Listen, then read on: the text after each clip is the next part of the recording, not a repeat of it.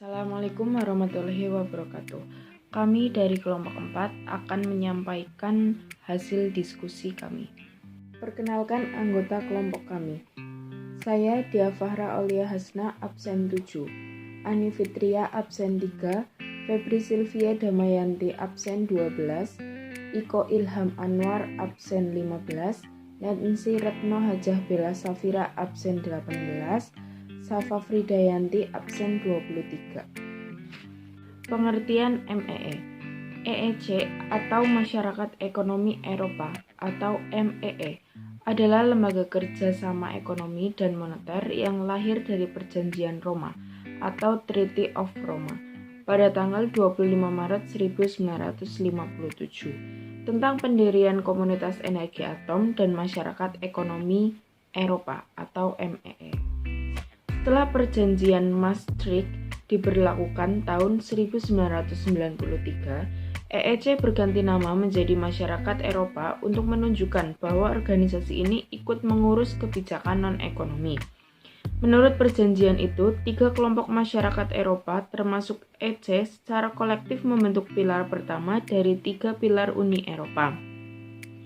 EC dibubarkan lewat Perjanjian Lisbon tahun 2009. Perjanjian ini juga meleburkan semua lembaga EC ke dalam kerangka UE dan menjamin bahwa UE akan menggantikan dan melanjutkan masyarakat Eropa. EEC juga dikenal dengan nama pasar bersama Common Market di negara-negara berbahasa Inggris dan masyarakat Eropa atau European Community sebelum diberi nama demikian pada tahun 1993. Berikut adalah lambang dari MEE. Sejarah berdirinya MEE. Lembaga-lembaga tersebut pada tanggal 1 Juli 1967 bergabung menjadi satu organisasi, yaitu Masyarakat Eropa atau ME, dan kemudian pada tahun 1993 menjadi Uni Eropa atau European Union. Pada awalnya, kegiatan Uni Eropa hanya terbatas di bidang perdagangan. Akan tetapi, sejalan dengan pertambahan anggota, kegiatan Uni Eropa berkembang tidak hanya di bidang perdagangan, tetapi dalam bidang yang lebih luas seperti perpajakan, perindustrian, pertanian, dan politik. Upaya ini dilanjutkan untuk membentuk pasaran bersama, yaitu sebuah perjanjian untuk menghapus halangan terhadap mobilitas faktor produksi sesama anggota Uni Eropa. Sejak berakhirnya Perang Dunia II, Eropa mengalami kemiskinan dan perpecahan. Usaha untuk mempersatukan Eropa sudah dilakukan. Namun keberhasilannya bergantung pada 2 negara besar, yaitu Prancis dan Jerman Barat. Pada tahun 1950, Menteri Luar Negeri Prancis Maurice Schumann berkeinginan menyatukan produksi baja dan batu bara Prancis dan Jerman pada wadah kerjasama yang terbuka untuk negara-negara Eropa lainnya, sekaligus mengurangi kemungkinan terjadinya perang. Keinginan itu terwujud dan ditandatanganinya Perjanjian Pendirian Pasaran Bersama Batu Bara dan Baja Eropa atau European Coal and Steel Community (ECSC) oleh 6 negara, yaitu Prancis, Jerman Barat atau Republik Federal Jerman, Belanda, Belgia, Luxembourg, dan Italia. Ke-6 negara tersebut selanjutnya disebut The Six States. Tujuan organisasi yaitu pada 1 Juni 1955 ada pertemuan di Messina, Italia yang menunjuk Paul Henri Spaak atau Menteri Luar Negeri Belgia sebagai ketua komite yang harus menyusun laporan tentang kemungkinan kerjasama ke semua bidang ekonomi. Laporan komite Spaak berisi 2 rancangan yang mengintegrasikan Eropa, yaitu A. Membentuk Eropa Economic Community atau ECC atau Masyarakat Ekonomi Eropa. B. Membentuk European Atomic Energy Community atau Euratom atau Badan Tenaga Eropa. Tujuan organisasi yaitu rancangan Spaak itu akhirnya disetujui pada tanggal 25 Maret 1957 di Roma dan Kedua perjanjian itu mulai berlaku tanggal 1 Januari 1958. Pertemuan di Roma menghasilkan Traktat Roma yang meresmikan berdirinya MEE. Pembentukan MEE dilatar belakangi oleh keberhasilan Europa Solo and Street Communication atau ICSG dalam mendorong negara-negara seperti Belgia, Prancis, Italia, Luxembourg, Belanda, dan Jerman Barat membentuk pasar Eropa yang mencakup sektor ekonomi. Dengan demikian terdapat 3 organisasi di Eropa, yaitu ISSG, EEC atau MI Euratom.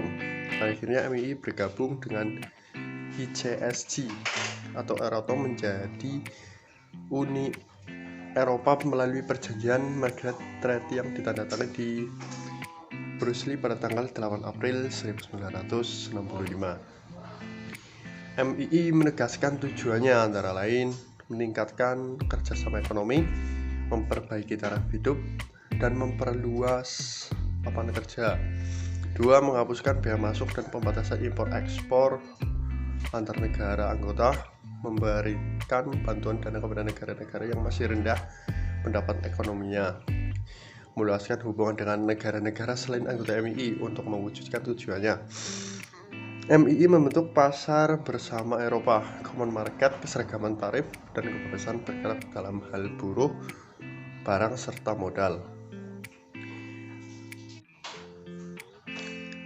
Pengaruh bagi Indonesia: menstabilkan perekonomian negara, memberi keuntungan dari segi ekspor dan impor, meningkatkan investasi, menjadikan pebisnis kreatif, menambah laba bagi negara, mensejahterakan masyarakat. Pengertian dari GATT, General Agreement of Traffic and Trade, atau bisa disebut dengan GATT, merupakan perjanjian multilateral yang menentukan aturan-aturan bagi pelaksanaan perdagangan internasional. Pada perkembangannya, GATT berhasil menjadi forum resmi antar pemerintah dunia untuk membahas permasalahan dan solusi perdagangan internasional. GATT ini terbentuk setelah Perang Dunia Kedua berakhir.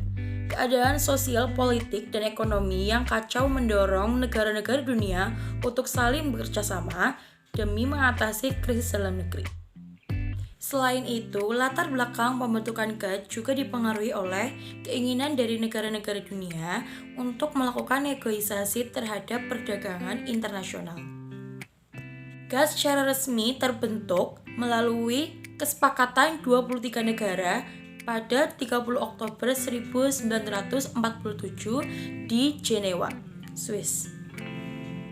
Hingga tahun 1944, GATT memiliki jumlah anggota sebanyak lebih dari 128 negara.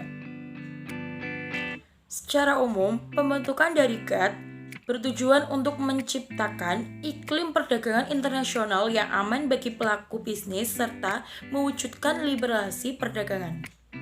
Sejarah berdirinya GATT, 3 prinsip tersebut yang pertama adalah prinsip resiprositas, yaitu perlakuan yang diberikan suatu negara kepada negara lain sebagai mitra dagangnya harus juga diberikan oleh mitra dagang negara tersebut. Yang kedua, prinsip most favored nation, yaitu negara anggota GATT tidak boleh memberikan keistimewaan yang menguntungkan hanya pada satu atau kelompok negara tertentu. Yang ketiga, prinsip transparansi, yaitu perlakuan dan kebijakan yang dilakukan suatu negara harus transparan agar diketahui oleh negara lain. Tujuan berdirinya GATT. Tujuan pembuatan GATT adalah untuk menciptakan suatu iklim perdagangan internasional yang aman dan jelas bagi masyarakat bisnis, serta juga untuk menciptakan liberalisasi perdagangan yang berkelanjutan, lapangan kerja, dan iklim perdagangan yang sehat. Pada pokoknya, ada 4 yang penting untuk dicapai di GATT. Yang pertama, meningkatkan taraf hidup manusia, meningkatkan kesempatan kerja, meningkatkan pemanfaatan kekayaan alam dunia, dan yang terakhir, meningkatkan produksi dan tukar-menukar barang. Pengaruh GATT terhadap Indonesia, yang pertama adalah meningkatkan keuangan negara, yang kedua meningkatkan daya saing negara, dan yang ketiga adalah meningkatkan investasi negara. World Trade Organization disingkat WTO adalah sebuah organisasi internasional yang menaungi upaya untuk meliberalisasi perdagangan. Organisasi ini menyediakan aturan-aturan dasar dalam perdagangan internasional, menjadi wadah perundingan, konsesi, dan komitmen dagang bagi para anggotanya, serta membantu anggota-anggotanya menyelesaikan sengketa dagang melalui mekanisme yang mengikat secara hukum. Organisasi ini didirikan pada tanggal 1 Januari 1995 dengan tujuan untuk mengurangi tarif dan hambatan perdagangan lainnya yang diharapkan akan memajukan ekonomi dan meningkatkan taraf hidup masyarakat. WTO merupakan pelanjut Organisasi Perdagangan Internasional atau ITO, International Trade Organization. Sejarah latar belakang perjalanan WTO dapat kembali merujuk pada era Perang Dunia Kedua. Pasca Perang Dunia Kedua, ekonomi dunia mengalami keterpurukan. Negara-negara di dunia yang dipimpin oleh Amerika Serikat berupaya untuk memperbaiki ekonomi dunia melalui perundingan Bretton Woods. Dalam perundingan tersebut, salah satunya disepakati pendirian ITO atau International Trade Organization. Lalu melalui Havana Charter pada November 1947 di Havana, ITO menyusun GATT atau General Agreement of Tariff and Trade. GATT memuat aturan-aturan terkait kesepakatan tarif dan perdagangan barang guna mendukung laju perdagangan bebas. Tujuan utama GATT adalah untuk liberalisme perdagangan atau mendorong perdagangan bebas dunia dengan menghilangkan hambatan tarif dan non-tarif. Namun, perjalanan ITO harus terhenti karena Kongres Amerika Serikat enggan meratifikasi Havana Charter, sehingga membuat ITO gagal lahir. Karenanya, lewat PAA atau Protocol of Provisional Application, GATT pun terangkat jadi rezim baru, menggantikan peran ITO sebagai organisasi. GATT diterima sebagai rezim baru dalam perdagangan internasional dan berhasil menyelenggarakan berbagai putaran untuk membahas aneka paket kebijakan perdagangan bebas. Setidaknya, telah terjadi 8 putaran GATT selama 1947 hingga 1986.